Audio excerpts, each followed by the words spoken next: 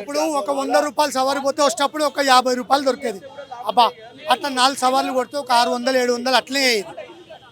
పొద్దున 9 నుంచి మధ్యాహ్నం లోపల ఒక 700, 800, 900 ఉండేది.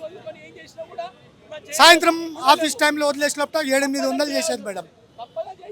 ఇప్పుడు ఒక్కళ్ళు ఉంటుర్రు, బైక్ బుక్ చేసుకుంటుర్రు, హాయిగా ఇంటికి వెళ్తుర్రు. ఇప్పుడు సికింద్రాబాద్ నుంచి హైటెక్ సిటీ ఆయన గేట్ బయట బండి పెడుతుండు, ఆన్ చేస్తుండు. ఆయనకు 50,000, 60,000 జీతం ఉంటుంది. ఆ వచ్చేటప్పుడు 150, 200, పోయేటప్పుడు 200, 150. వానికి 50,000, 60,000 జీతం మిగులుతుంది. రోజు 400, 500 మీద సంపాదిస్తుంది మేడం. అది ఇల్లీగలా కాదా మేడం?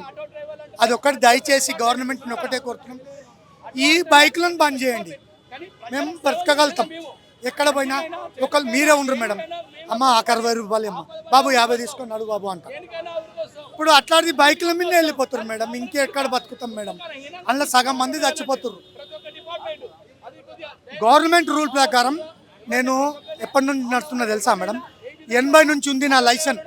80 ఇదే ఆర్టీ ఆఫీస్లో తీసుకున్నాను నేను. కారు నడిచిన 415 రూపాయలు ఉండి అప్పుడు నేర్పిస్తే, ఇదే ఆటోలో 2 చింత చెట్లు ఉన్నాయి, దాంట్లో ట్రాల్ కొట్టి ఓకే బాబు పాస్ అయినామని నాకు ఇంత పెద్ద లైసెన్స్ ఇచ్చారు మేడం. ఇదే ఆర్టీ ఆఫీస్లో నా తడు ఇప్పటికుంది. నేను రెన్యువల్ దాన్ని చేంజ్ చేస్తూనే ఉంటా. అట్లాంటిది ఇప్పుడు 45 ఏళ్ళు అవుతుంది, ఎప్పుడు ప్రాబ్లం రాలేదు.